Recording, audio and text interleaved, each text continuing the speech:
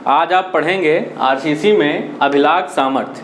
अभिलाख सामर्थ्य देखिए, आपका जो बीटी बोर्ड का सिलेबस है उसकी 3rd यूनिट जो है शेयर एंड डेवलपमेंट लेंथ, उसी का आपका एक टॉपिक है। शेयर स्ट्रेंथ जो था वो हम आपको करवा चुके थे जब कोचिंग चल रही थी उस टाइम पर।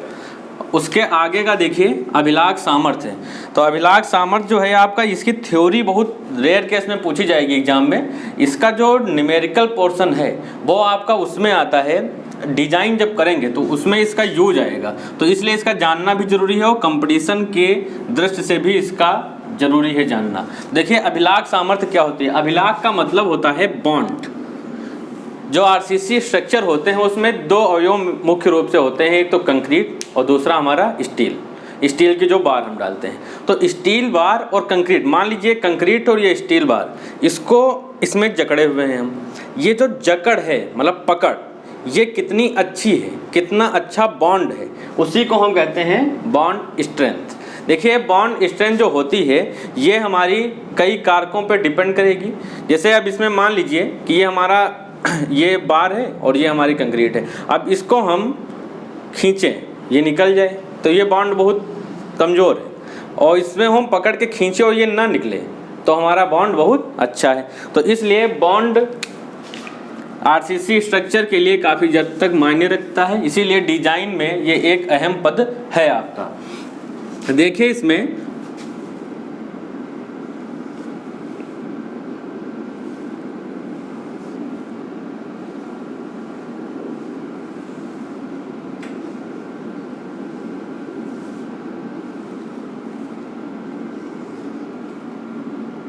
ये बीम के सपोर्ट हैं। ये मान लीजिए इसमें एक हमने स्टील बार प्रोवाइड की है। अब देखिए ज़रा यहाँ पे ये पूरी सब कंक्रीट है। अब कंक्रीट की अगर यहाँ पे पकड़ अच्छी नहीं होगी तो जब हमारा इस पे लोड आएंगे या ये बेंड होने की कोशिश करेगी, तो हम जानते हैं कि हमारा जो ये हमारा क्या है, स्टील बार है, और स्टील बार का मुख्य उद्देश्य होता है हमारा तनन बलों को वहन करना। अगर डबली बीम है तो ऊपर आपका ये हो जाती है हमारी संपीड़न छड़। तो उस समय ये संपीड़न छड़ हमारा क्या करती है,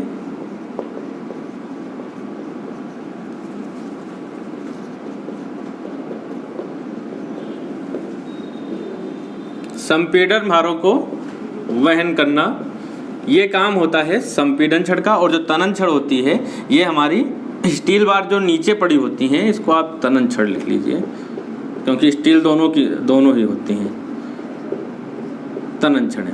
ये तनन बलों को, देखिए डबली में संपीड़न छड़ें होती हैं, वैसे इनको हम कहते हैं लटकन, एंकर बार। तो देखिए जरा, ये पूरा बाकी सब कंक्रीट का मटेरियल है आपका, ये हमारी छड़ें पड़ी हुई हैं। देखिए जब हमारा जानते हैं हम कि जो तनन छड़ें होती हैं वो खींचती हैं, तो जब ये खींचेंगी, मान लीजिए सीधे सीधे खींच रहे हैं या फिर जब बेंड होती हैं तो ऐसे खींचेंगी आपकी, ये ऐसे, तो इधर की ओर खिंचाव इसमें आएगा। तो ये खिंचाव आने के कारण ये कंक्रीट में इधर की ओर खिसकने की कोशिश करेंगी इस तरफ।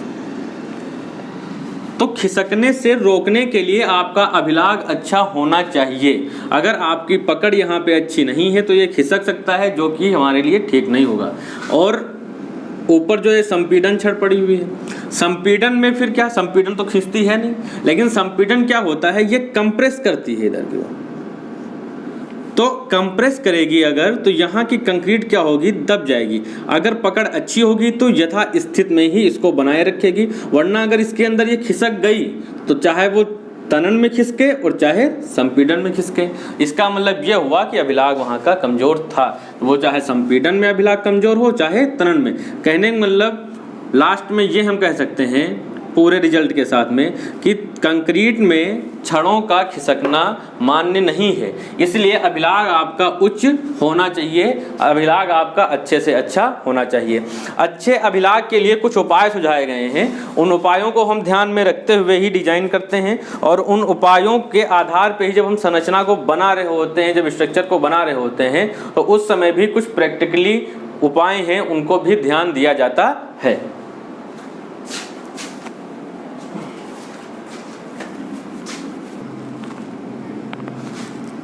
देखिए हम अब पढ़ेंगे अभिलाग बढ़ाने के उपाय।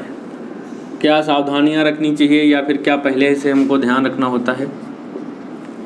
नंबर 1,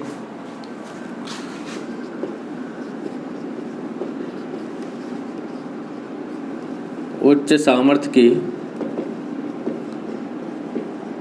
कंक्रीट का प्रयोग करके। ऐसे ही आपके कई उपाय हैं जो हम आपको यहाँ पे लिखे दे रहे हैं, इसका स्क्रीनशॉट ले लीजिएगा आप। ये जो आपके हैं हमने उपाय लिख दिए हैं, इनको आप लिख लीजिएगा। एक एक उपाय को हम आपको इधर समझाए दे रहे हैं।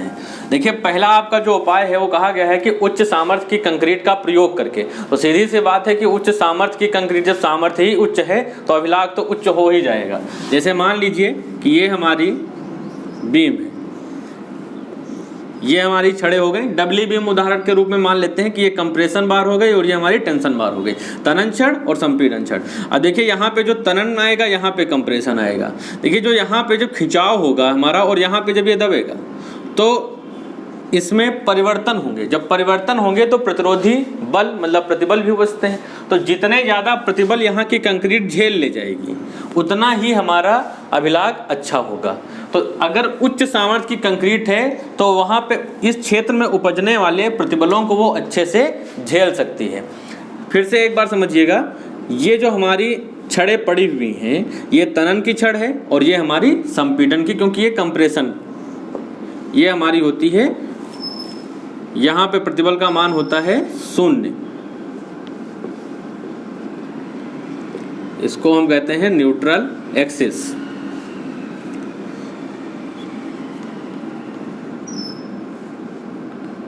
ये होती है न्यूट्रल एक्सिस। तो न्यूट्रल एक्सिस के ऊपर जो छड़ें होती हैं कंप्रेशन, नीचे टेंशन। तो देखिए जो हमारा कंप्रेशन की जो छड़ है यहाँ पे हमारा कंप्रेशन के लोड आएंगे और यहाँ पे हमारा तनन के लोड आएंगे।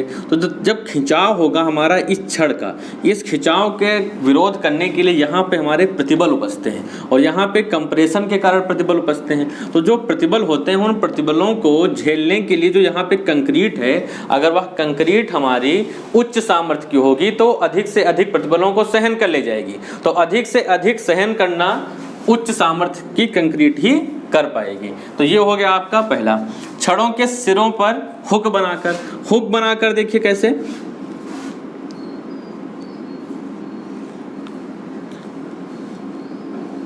जैसे ये है हमारे ये वो। अब ये अंदर हमारी छड़ यहाँ आलम के अंदर सपोर्ट के अंदर यहाँ तक आई। अभी इसके बारे में थोड़ा और आगे डिटेल हम बताएंगे। ये यहाँ होती है, इसको कहते हैं डेवलपमेंट लेंथ। अभी आगे पूरी डिटेल हम बताएंगे। यहाँ क्या किया जाता है, इसको ऐसे हुक बना दिया जाता है।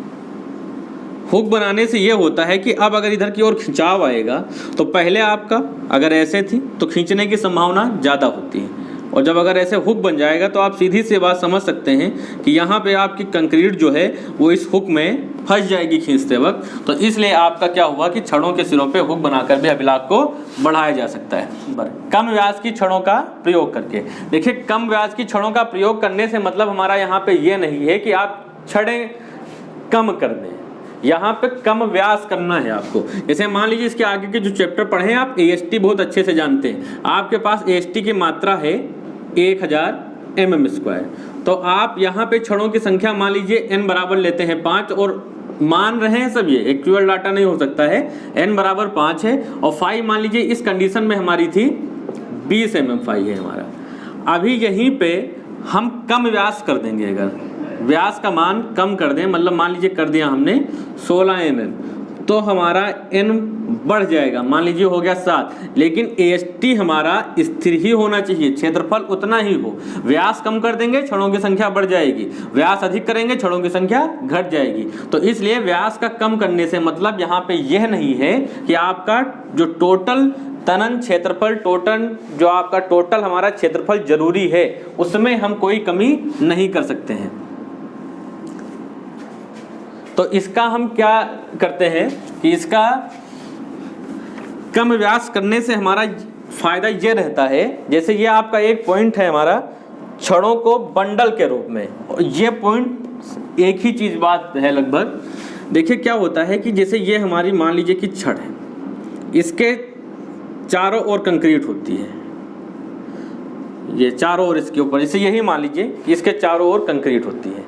तो देखिए अगर आप एक छड़ का प्रयोग करते हैं तो जो ऊपर का जो ये हमारा क्षेत्रफल होता है, इसी को तो कंक्रीट पकड़ में रखती है। तो जो ये वक्रपृष्ठ हमारा बनता है, अगर हम इसकी जगह 2 छड़ें प्रयोग करें, एक थी, इसकी जगह अगर 2 प्रयोग करें और व्यास थोड़ा कम कर दें, तो हमारा जो सतही क्षेत्रफल है वो अधिक हो जाता है। और सतही क्षेत्रफल अधिक होने से कंक्रीट अधिक भाग को पकड़ पाती है, इसलिए पकड़ मजबूत हो जाती है। जैसे मान लीजिए कि आप अगर इसको पकड़े हैं तो एक उंगली से हमको पकड़ के रोकना इस हाथ को मुश्किल है, अभी पूरा हाथ पकड़ लें तो आपका सतही क्षेत्रफल बढ़ जाता है, तो इसको पकड़ अच्छी मिल जाती है।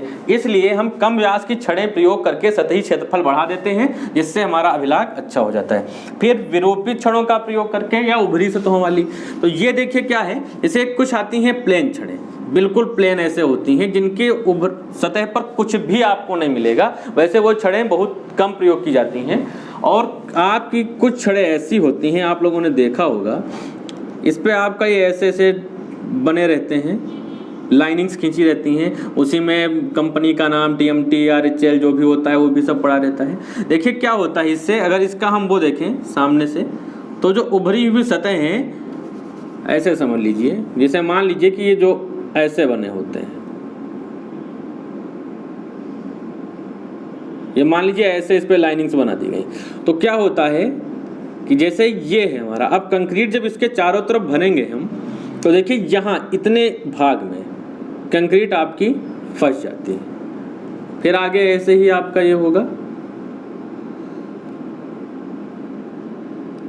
ये नीचे जाएगा, फिर ऊपर ये लाइनिंग्स जो आपके ऊपर बनी रहती, इसमें फिर कंक्रीट फंसेगी और इधर इसमें नीचे कंक्रीट ये ऐसे ही भाग मिल जाता है, नीचे इसमें फंस जाती है कंक्रीट। तो कहने का मतलब अभी इस पे हम खांचे काट दें, मतलब एक लाइनिंग उभरी हुई लाइनिंग बना दी, तो कहने का मतलब इसमें खांचों टाइप से एक स्पेस मिल जाता है, जगह मिल जाता है, जिसमें हम क्या करते हैं, कंक्रीट भर जाती है। अब वो कंक्रीट जो अब इसको पकड़ के अगर खींचेंगे तो कहीं ना कहीं से कंक्रीट एक प्रकार से अवरोध बन जाती है, और बिल्कुल चिकना है ये, तो ऐसे ही निकल जाएगा। तो इसलिए विरूपित डिफॉर्म मतलब वही जिस पे लाइनिंग्स बनी होती हैं या उभरी सतहों वाली छड़ों का प्रयोग करके अभिलाख बढ़ा लेते हैं। छड़ों को बंडल के रूप में प्रयोग करके, तो बंडल के रूप में प्रयोग करने का मतलब यहाँ पे इसी से आपका है कि कहने का मतलब ये कि जहाँ पे आप 20 mm की एक छड़ प्रयोग करते हैं, तो पास में ही 2 छड़ें अगर हम 10-10 mm की प्रयोग कर लें, तो इससे आपका सतही क्षेत्रफल बढ़ जाता है। आप अगर प्रयोग करते हैं, मान लीजिए 40 mm की छड़ का प्रयोग करते हैं, मान रहे हैं केवल उदाहरण, तो 4 छड़ों का हम बंडल के रूप में प्रयोग कर लें, ऐसे प्रयोग कर लें, तो ये हमारा एक बंडल नुमा हो जाएगा, तो हम अभिलाख को बढ़ा सकते हैं। 4 से ज़्यादा छड़ों का बंडल नहीं बनाया जाता है। कंक्रीट की तराई तथा अच्छी कुटाई करके, देखिए मान लीजिए कि आपने इस पार्ट डाला इसमें बीम में, अब इसमें कंक्रीट जब फर्मा पूरा बनाया गया है, जो शटर वो की जाती है, क्या उसको कहते हैं, शटरिंग, जो शटरिंग की जाती है उसमें आपने कंक्रीट भरा। अब कंक्रीट की अगर अच्छे से कुटाई नहीं करेंगे तो इसको अच्छे से नहीं पकड़ पाएगी, तो अच्छे से कुटाई करके जब जिस समय बीम ढाली जा रही है या स्लैब ढाली जा रही है, उसी समय अच्छे से कुटाई कर देते हैं, और बाद में तराई करते रहते हैं, तो सामर्थ्य बढ़ती रहती है। और कुटाई तो आप जानते हैं अच्छे से करेंगे तभी इसमें जो कंक्रीट का जो पूरा मटेरियल होगा वो अच्छे से इसमें सेट हो पाता है पूरी तरीके से। तो ये आपके अभिलाख बढ़ाने के उपाय थे, इनको अच्छे से पढ़ लीजिएगा, ये जानकारी होनी चाहिए आपको इसकी। अब आगे देखते हैं बॉन्ड स्ट्रेस।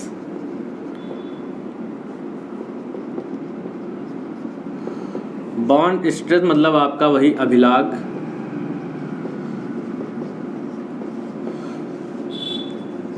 प्रतिबल। देखिए ये क्या होता है, वही चीज़ आपकी है जो भी ये समझाए हैं, केवल हल्का सा हेर फेर देख लीजिए।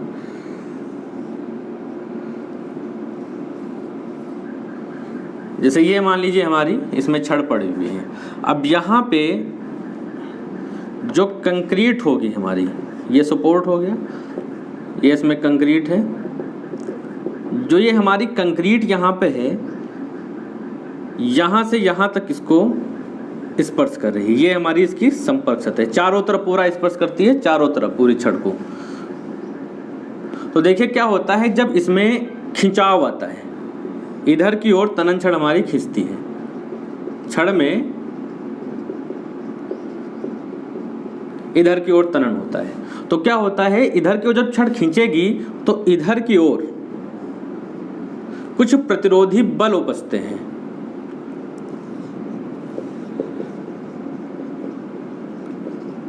प्रतिरोधी बल जो क्या करते हैं, इस खिंचाव को रोकने की कोशिश करते हैं। तो इसी से हम बना लेते हैं डिफिनीशन इसकी। देखिए यहाँ जो उपज रहे हैं तो ये यहाँ से यहाँ तक एरिया पर उपज रहे हैं। इस जो ये वाली अनुप्रस्थ काट है, इधर नहीं उपजते हैं, केवल इसके, मान लीजिए कि ये इस चीज़ पे नहीं उपजते हैं, इसके चारों तरफ की वक्र पृष्ठ पर।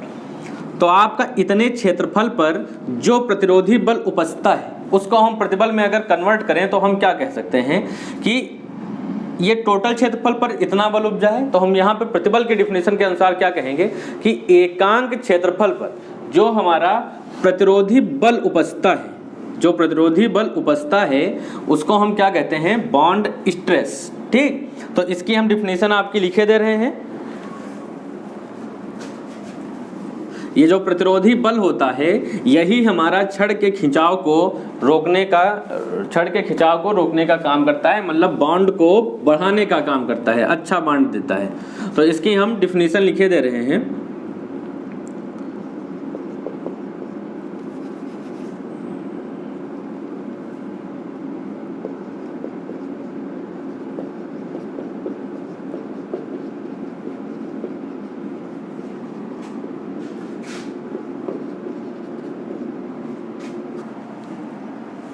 चलिए देखिए, ये आपकी हमने डिफिनेशन लिख दी है।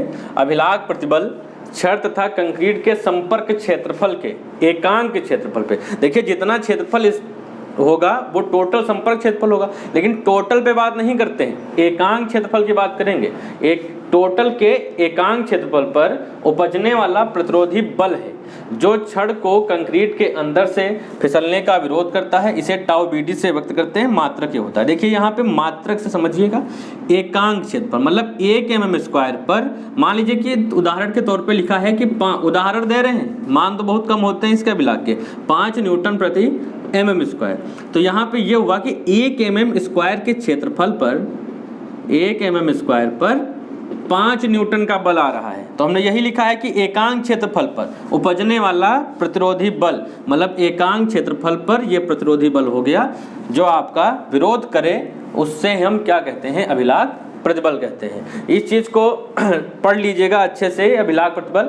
और अभिलाग प्रतिबल के कुछ मान हैं जो आपके स्टील टेबल, स्टील नहीं, आरसीसी टेबल जो आईएस कोड की दी गई है उसमें आपके दिए गए हैं, जो कंक्रीट के ग्रेड पर निर्भर करते हैं। कंक्रीट के ग्रेड और मतलब प्लेन छड़े हैं या फिर आपकी टोर बार हैं या फिर विरूपित बार हैं, उन्हीं के आधार पे आईएस कोड ने एक टेबल दी है जो आपको स्क्रीन पे हम दिखाई दे रहे हैं। उस टेबल को ध्यान से देख लीजिएगा। आईएस कोड की जिनके पास बुक है उसमें भी होगी, और जिनके पास जो स्कूल कॉलेजों में जो बुक चल रही हैं उनमें भी आपके वो टेबल दी हो गई, उसको स्क्रीन पर आप देख लीजिए। चलिए अब आगे देखते हैं। अब आगे आपको कुछ आईएस कोड के जो आपको हमने टेबल दिखाई है, उस टेबल से संबंधित कुछ प्रोविजन आईएस कोड ने बताए हैं, उनको जरा सुनिएगा, ध्यान दीजिएगा। देखिए जो ये टेबल आपकी प्रोवाइड कराई गई है ये तनन बलों की स्थिति में थी। जब हमारे तनन छोरों का हम मतलब जिक्र करेंगे उसके लिए टाउ बीडी के वो मान दिए गए हैं, अभिलाग प्रतिबलों के मान दिए गए हैं। अगर हमारा वो तनन प्रतिबलों के लिए था, अगर हमारा वो कंप्रेशन छड़े हैं संपीड़न छोरों के लिए, संपीड़न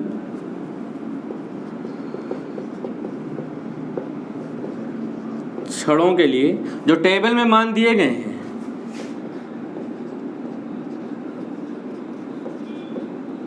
उन्हीं का 25% बढ़ा देते हैं।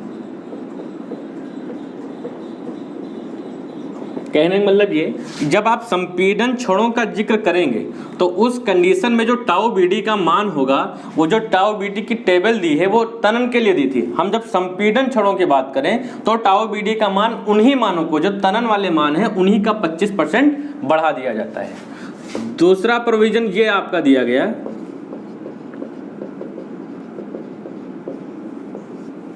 ये IS कोड ने दिए हैं, कोई अपने आप नहीं बताया जा रहा है। 456 2000 के अनुसार और संपीड़न छोड़ो, ये एक पहला पॉइंट हो गया। दूसरा पॉइंट इसका क्या है, देखिए आपकी कुछ छड़ें होती हैं जो प्लेन छड़ें होती हैं, और कुछ छड़ें आपकी होती हैं वही जो हमने बताई अभी विरूपित, जो उभरी सतहों वाली होती हैं। तो उनमें और उनमें क्या अंतर है? अगर प्लेन छड़ों, वो उभरी वाली छड़ों का हम प्रयोग करते हैं, मतलब विरूपित वालों का, विरूपित छड़ों के लिए टाउ बीडी का मान प्लेन की अपेक्षा जो होता है वो 60% अधिक होता है।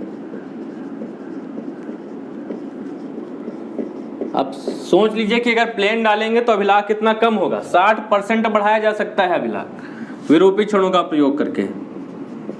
और जो हमने वो बंडल वाली बात बताई थी अभी,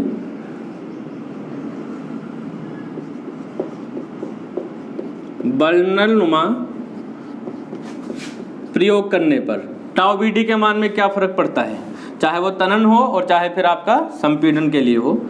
अगर आप n बराबर 2 छड़ें बंडल के रूप में प्रयोग करते हैं तो 10% टाउ बीडी इंक्रीज हो जाएगा। अगर n बराबर आप प्रयोग करते हैं 3 तो आपका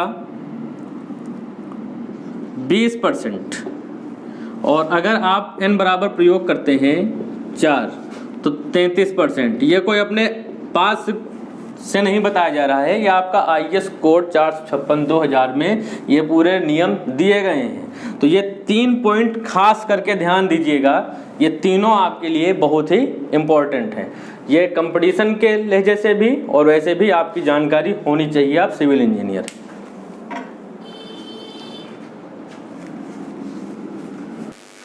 चलिए देखते हैं अगला टॉपिक।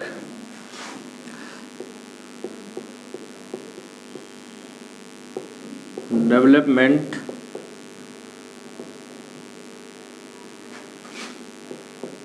लेंथ, इसको कहते हैं विकास लंबाई,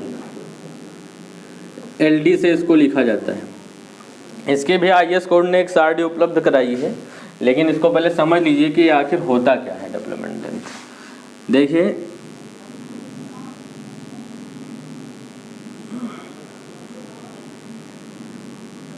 ये मान लीजिए कंक्रीट में एक आपकी छड़, ये आगे है क्रमशः, इतना ही हम दिखाई दे रहे हैं।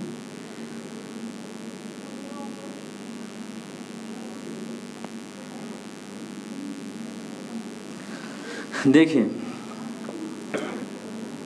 यहां से यहां तक जो हमने लेंथ दिखाई है इसको हम मान ले रहे हैं कि LD, लेकिन वास्तव में LD देखिए होता क्या है, ये विकास लंबाई वह लंबाई है, वह आवश्यक लंबाई है जो आपकी यहाँ पर उपजे बॉन्ड स्ट्रेस को वहन कर ले जाए। जो यहाँ पे जो प्रतिबल उपज रहा होगा उस प्रतिबल को, बॉन्ड प्रतिबल मतलब अभिलाख प्रतिबल को जो लंबाई वहन कर ले जाए उसको हम क्या कहते हैं, विकास लंबाई। विकास लंबाई देखिए क्या होता है, बहुत अहम होता है। अगर यह आपका कम है, मान लीजिए कि इतनी तो आवश्यक थी लेकिन आपने इतनी ही इसमें कंक्रीट में दबा रखी, चाहिए यहाँ तक आपने इतना ही रखा है, तो ये आसानी से खींच जाएगी। उतना सतही क्षेत्रफल फिर आपको बॉन्ड स्ट्रेस को झेलने के लिए नहीं मिल पाएगा। बॉन्ड स्ट्रेस उपज रहा होगा ज़्यादा, आप लंबाई कम रखेंगे तो सतही क्षेत्रफल कम हो जाएगा, जिसकी वजह से आपका फिर ये स्ट्रक्चर कामयाब नहीं हो पाएगा। तो यहाँ पे हमको ये ध्यान देना होता है कि LD का एक उचित मान हमको मिलना चाहिए जो कि बॉन्ड स्ट्रेस को वहन कर ले जाए। तो हम कहेंगे कि जो छड़ हमारी होती है वह छड़ की वह लंबाई जो हमारी बॉन्ड स्ट्रेस को वहन करने के लिए आवश्यक हो, उसको हम कहेंगे छड़ की विकास लंबाई।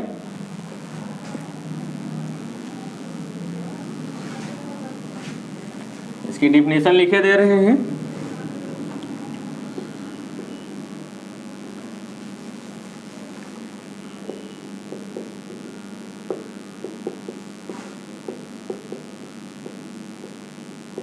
अभिलाग प्रतिबल को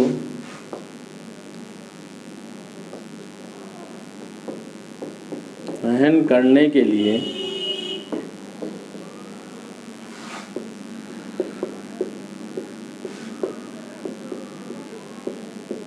छड़ की आवश्यक लंबाई को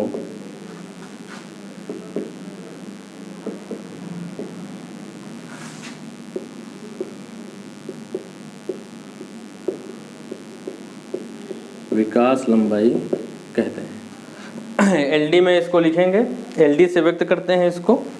निकालेंगे विकास लंबाई का मान, सूत्र निकालेंगे विकास लंबाई एलडी। देखिए एलडी का जो मान है वो हम अभिलाग प्रतिबल की सहायता से निकालेंगे।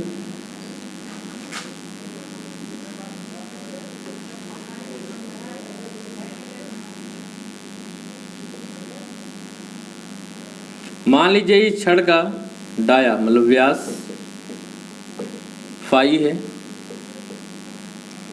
और ये यहाँ पे हो गई इसकी विकास लंबाई एल डी। देखिए अगर हम अभिलाग प्रतिबल लगा दें, सूत्र अभिलाग प्रतिबल टाउ बी टी बराबर, तो देखिए ये प्रतिबल है हमारा, प्रतिबल बराबर क्या होगा, बल बटे क्षेत्रफल। ये मान लीजिए यहाँ पे हमारा जो खिंचाव बल लग रहा है, जो छड़ को खींचने का कार्य करता है, इसी खिंचाव बल के कारण ही यहाँ पे अभिलाग प्रतिबल उपजते हैं। तो यहाँ पे क्या हो जाएगा, छड़ का तनन बल वही खिंचाव बल टी यू इसलिए क्योंकि हम एलएसएम मेथड पढ़ रहे हैं। वैसे ही चैप्टर में एलएसएम डब्ल्यूएसएम में बहुत ज़्यादा अंतर नहीं है। छड़ का तनन बल टी यू और बटे हमारा हो जाएगा संपर्क क्षेत्रफल। संपर्क क्षेत्रफल का मतलब ये है यहाँ पे जो छड़ और कंक्रीट का ये संपर्क क्षेत्रफल है, ये चारों तरफ का जो ये क्षेत्रफल होगा। ध्यान दीजिएगा कंक्रीट और इस्पात का जो संपर्क क्षेत्रफल है, इस्पात मतलब वही छड़ जो इस्पात की पड़ी हुई है। अब देखिए यहाँ पे हम टाउ बी डी, छड़ का तनन बल हम यहाँ पे लगाएंगे तो उसके लिए हमारा क्या हो जाएगा, छड़ तनन बल जो है हमारा वो किस पे उपज रहा है, इस छड़ पे। तो छड़ का प्रतिबल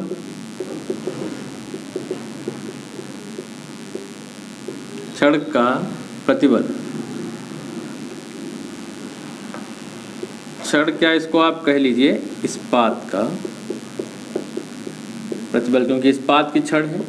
और गुणे हमारा क्या हो जाएगा, बल बराबर प्रतिबल और गुणे छड़ का क्षेत्रफल, AST हम लिखते हैं इसको, बटे संपर्क क्षेत्रफल। देखिए यहाँ पे क्या हो जाएगा, देखिए ये जो आपका है, मान लीजिए कि इसका क्षेत्रफल निकालना है, ये इतनी हमारी लंबाई, ये यहाँ से यहाँ तक, ये लंबाई हो गई LD।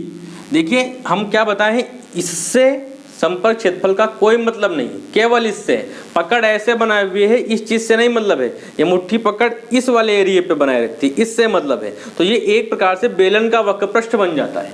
तो बेलन का वक्रपृष्ठ के लीजिए, या फिर आप कह सकते हैं कि जैसे हमको इस छड़ का मान लीजिए क्षेत्रफल निकालना है वक्रपृष्ठ, तो हम क्या करते हैं, इसकी परिधि ले लेंगे और परिधि में लेंथ की गुणा कर देते हैं, तो हमारा क्षेत्रफल बन जाता है। तो परिधि इसकी हमारी क्या हो जाएगी, व्यास के पदों में पाई डी होगा, अगर आप त्रिज्या के पदों में लिखते हैं तो 2 पाई आर होता है। तो यहाँ पे हो जाएगा हमारा पाई इंटू डी इंटू, ये तो हो गई इसकी परिधि, ये चीज़, और फिर हम इसकी ले लेंगे लेंथ, ये चीज़, तो हमारा क्या है एल डी। देखिए इस्पात का प्रतिबल जो होता है हमारा एलएसएम मेथड में इसको लिखा जाता है, इधर देख लीजिए FYD बराबर, इसमें हम क्या करते हैं, ये अभिलाक्षणिक प्रतिबल होता है इस्पात का, इसमें सेफ्टी फैक्टर 1.15 से करते हैं भाग, तो ये हमारा बन जाता है 0.87 FI। ये होता है यहाँ पे इस्पात का, इसको अभिकल्प प्रतिबल कहते हैं। अभिकल्प प्रतिबल FYD डिजाइन, तो ये हम लेंगे यहाँ पे 0.87 FY। अगर ये WSA मेथड होता तो हम इसकी जगह क्या लिखते हैं, सिग्मा ST यूज करते हैं। ये यहाँ पे FYD की जगह पे यहाँ पे क्या लिखा जाता, सिग्मा ST। यहाँ पे FYD का मान 0.87 है क्योंकि LSA मेथड है। अगर WSA मेथड होता तो हम यहाँ पे सिग्मा ST सीधे सीधे रख लेते हैं। इनटू हो जाएगा AST। AST की वैल्यू हमारी क्या हो जाएगी, π/4 इंटू छड़ का डाया का स्क्वायर बटे πD इंटू LD, ये हो जाएगा।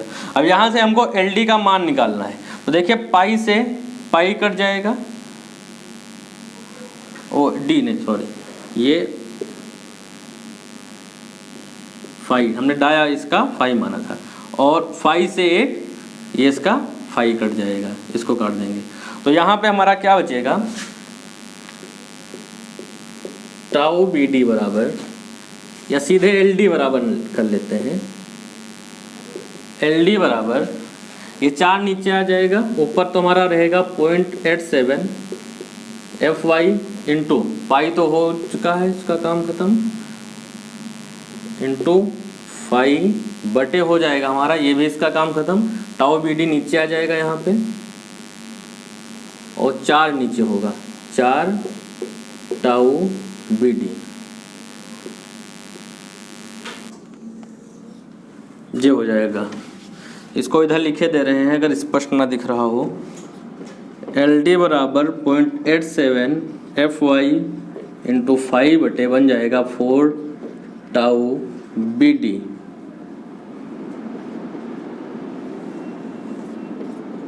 ये हमारा LD का मान हो जाएगा। तो यहाँ पे ये चीज़ ध्यान दीजिएगा कि LD का मान, जो ये विकास लंबाई है, इसका मान इतने के बराबर होना ही चाहिए। इससे ज़्यादा हो सकता है, इससे कम ना हो। अगर इससे कम होगा तो अभिलाग हमारा उच्च नहीं होगा। इसलिए हम यहाँ पे ये भी कह सकते हैं इसको कि LD जो है हमारा, LD इससे ज़्यादा होना चाहिए या फिर इसके बराबर।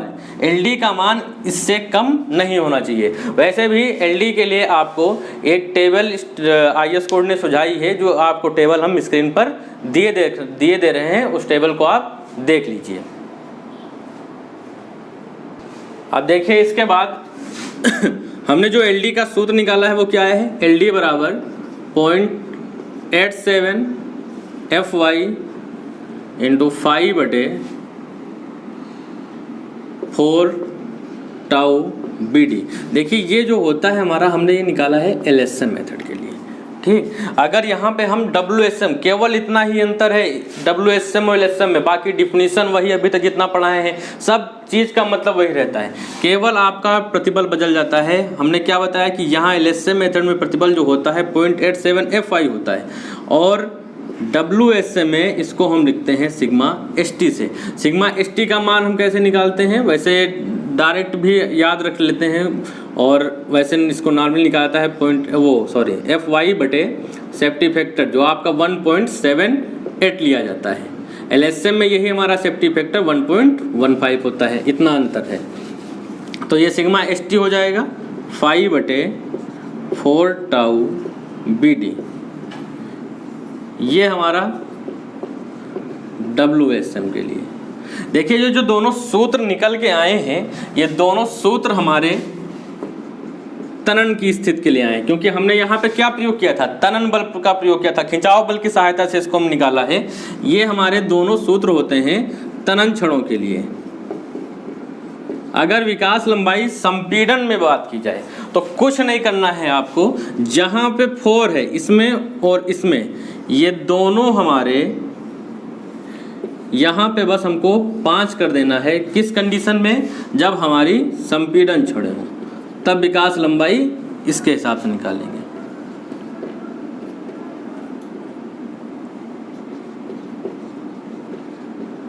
फिर से ध्यान दीजिएगा, जहाँ जहाँ पे 4 है तनन के लिए, वहाँ पे हम क्या कर लेते हैं, 5 कर देते हैं, अगर हमारी संपीड़न छड़ों के लिए विकास लंबाई को ज्ञात करना है।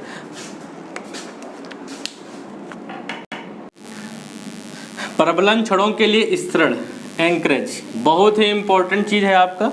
इसका जो क्वेश्चन है एसएससी जेई और गेट वगैरह में भी पूछा जाता है, तो इसलिए इसको बहुत ढंग से अच्छे से ध्यान दीजिएगा।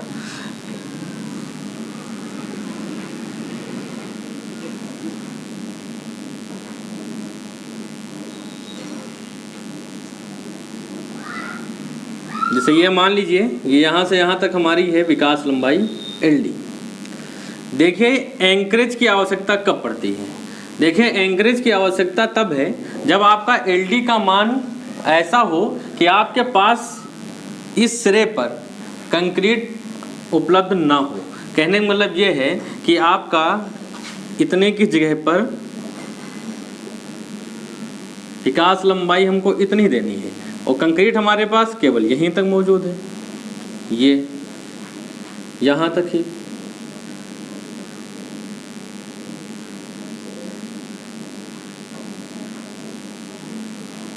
कंक्रीट यहाँ से यहीं तक है हमारे पास, लेकिन विकास लंबाई इतने की जगह पर हमको देनी पड़ रही इतनी, यहाँ से यहाँ तक, या इसके बराबर भी देनी पड़ रही है या इससे थोड़ा ज़्यादा देनी पड़ रही है। कहने का मतलब आपके पास कंक्रीट पर्याप्त मात्रा में ना हो, तो उस स्थिति में हमको एंकरेज मतलब स्तरण की आवश्यकता पड़ती है। देखिए इसके लिए हम क्या करते हैं, ये यहाँ से यहाँ तक विकास लंबाई है, इसके लिए हम यहाँ सिरों पर यहाँ पे हुक बना देते हैं। जैसे हमने एक उसमें लिखवाया था अभिलाख बढ़ाने के उपाय में सिरों पर हुक बनाना, तो देखिए वही चीज़ है कि यहाँ पे हुक कैसे बनते हैं। देखिए हुक बनाने का मतलब यहाँ पर ये है कि जैसे ये आपकी छड़ है, इसको जो कंक्रीट में हमारा दबा हुआ सिरा होगा उस पर हमको इधर से मोड़ना होता है। तो यहाँ से मान लीजिए इसको हम मोड़ेंगे तो ऐसे मोड़ेंगे, इधर से ये मोड़ने का तरीका होता है। तो जो मोड़ का कोण लिया जाएगा वो हमेशा इधर से इधर की ओर काउंट किया जाएगा। तो इस आधार पे मोड़ने के कोण के आधार पे अगर आप 45 डिग्री पे मोड़ते हैं तो एंकरेज आपका एंकरेज लेंथ जो होगी, मतलब जितनी छड़ को मोड़ा जाए वो आपकी 4 पाई होनी चाहिए। देखिए एंकरेज का मतलब होता है स्तरण, और स्तरण लंबाई का मतलब है कि जितनी छड़ को मोड़ा गया हो, जितने छड़ का हुक बनाया गया हो। तो 45 डिग्री पर 4 पाई, अगर आपका 90 डिग्री पे मोड़ रहे हैं तो 8, और अगर 135 डिग्री पर मोड़ के हुक बनाया जा रहा है तो आपका 12 पाई हो जाएगा, और अगर हमारा 180 डिग्री पे मोड़ा जा रहा है तो 16 पाई हो जाएगा। देखिए अलग अलग आपको हम इसके चित्र बना के दिखाई दे रहे हैं कि कैसे मोड़ा गया है।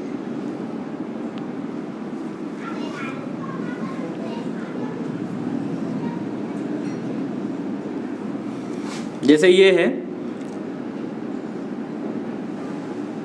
अब इतनी छड़ को हमने क्या कर दिया, यहां से मोड़ दिया इधर।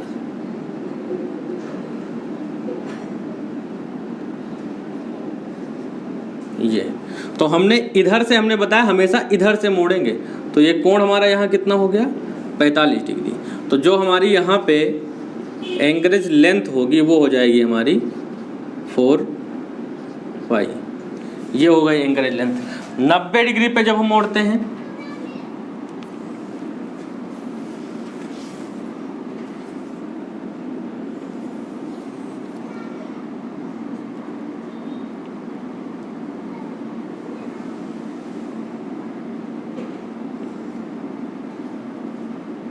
यहाँ तक थी छड़, लेकिन हमने इसको मोड़ दिया इधर से, ये बिल्कुल 90 डिग्री पे हो जाएगी हमारी। तो ये हमारा होना चाहिए एंकरेज लेंथ 85, 90 डिग्री पर है ये। और अगर आपका 135 डिग्री पे छड़ को मोड़ा गया हो,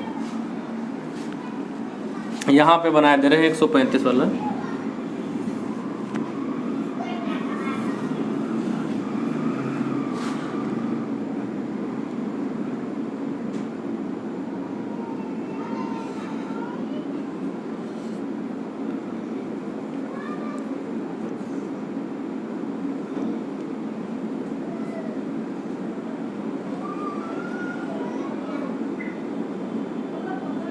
ये तो कोण ये हमारा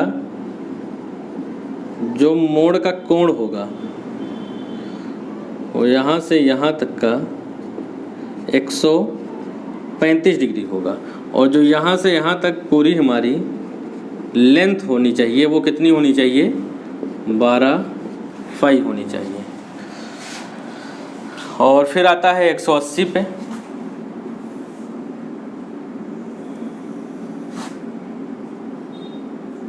एक 180 पे सीधी छड़ है मान लीजिए। अब इसको हमने मोड़ दिया, ये होता है 180। तो 180 में ये हमारा यहाँ से यहाँ तक ये पूरा कोण देखा जाता है। तो ये देखिए हमारा कितना बन रहा है, 180 डिग्री। और यहाँ पे जो हमारी ये लेंथ हो जाएगी, एंकरेज लेंथ, वो 16 पाई। ये यहाँ से यहाँ तक। तो ये आपके प्रबलन छड़ों के लिए इस छड़ का पूरा प्रारूप होता है। बहुत ही इंपॉर्टेंट चीज़ है, इसको अच्छे से देख जरूर लीजिएगा। हैं अब हम छल्लों का स्तरण। देखिए छल्लों का स्तरण क्या होता है। छल्ले देखिए जो वही जो शेयर को रोकने के लिए प्रयोग किए जाते हैं, इसका पहले कोचिंग में पढ़ाए थे आप लोगों को। तो उसको रोकने के लिए जो प्रयोग किए जाते हैं छल्ले, उन्हीं का एंकरेज किया जाता है। देखिए क्या होता है, जनरली आप देखे होंगे कि छल्ले जो हमारे होते हैं से पूरी एक लंबी छड़ है। अब इस लंबी छड़ को जब हम मोड़ते हैं तो ये जो हमारे सिरे हैं ये कहीं ना कहीं तो ये सिरे आएंगे ही। तो ज़्यादातर देखिए ऐसे लाकर फिर इनको अंदर की ओर ऐसे मोड़ दिया जाता है। यही चीज़ होता है एंकरेज। तो कितने प्रकार से एंकरेज हमारा दिया जाता है, देखिए ये यहाँ तक हम लाए इसको, यहाँ तक, और फिर उसके बाद सीधा इधर कुछ दूर तक ले जाएं और इसको सीधा दूर यहाँ तक। ये हमारा जो है एंकरेज वो 90 डिग्री पर है। और 90 डिग्री पर जो हमारी एंकरेज लेंथ होती है, जैसे ये मान लीजिए ये वाली जो यहाँ से यहाँ तक एंकरेज लेंथ है, 90 डिग्री पर हमारी छल्लों के लिए ली जाती है 85। और उसके बाद हमारा 90 डिग्री पर और 180 पे होता है, 135 पे होता है। 135 वाला देखिए कैसे होगा, यहाँ तक आए हम सीधा सीधा। अब यहाँ पे जब हम आते हैं तो ये मान लीजिए हमारी ये जो वही छड़ें पड़ी होती हैं। देखिए यहाँ पे आने के बाद छड़ के ऐसे घुमा के इधर से मुड़ा हुआ देखेंगे कोण, हम इधर अंदर से नहीं नापते हैं, इधर से मोड़ेंगे तो इधर से ही कोण देखेंगे। तो यहाँ से हम 135 डिग्री पे इसको अंदर ले आएंगे और यहाँ ले जाकर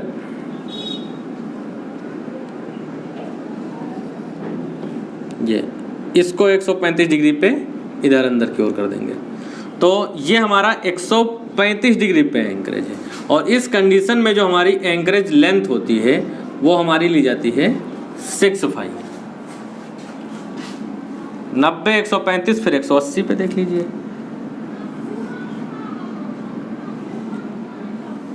अब देखिए 180 पे कैसे हमारा होगा,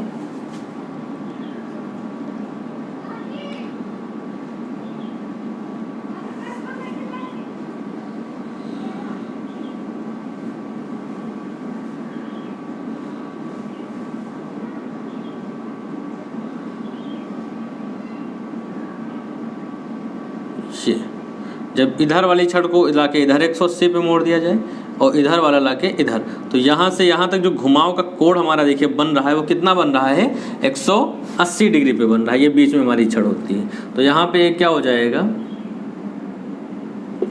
180 डिग्री पर। तो इस कंडीशन में जो हमारी एंकरेज लेंथ होती है, एंकरेज लेंथ समझ लीजिएगा आगे, एंकरेज लेंथ जो होती है इस कंडीशन में 4 पाई होती है। तो 90 पर 8, 135 पर, मतलब हर एक 45 डिग्री कम होने पर आपका क्या होता जा रहा है, 2-2 फाई कम होता जा रहा है। तो ये आपका एंकरेज लेंथ हो गई। अब बॉन्ड स्ट्रेंथ जो आपका टॉपिक था उसमें अभी के लिए इतना ही ध्यान दीजिए। इसके बाद अगले वीडियो में आपको हम इसकी जांच करना बताएंगे। क्वेश्चन इसमें आता है विकास लंबाई की जांच करना, मतलब अभिलाग की जांच करनी होती है कि अभिलाग के लिए उचित विकास लंबाई हमारे पास है या नहीं है। तो वो जांच होगी, वो आपको हम अगले वीडियो में बता देते हैं। और वो जांच आपकी डिजाइन में प्रयोग की जाएगी और जांच के लिए थ्योरी बहुत अच्छे से पढ़ लीजिएगा। उसके बाद नेक्स्ट में हम उस जांच के स्टेप्स लिखवा के न्यूमेरिकल करवा देंगे। इसका भी आपका एक वीडियो और आएगा इस टॉपिक से रिलेटेड।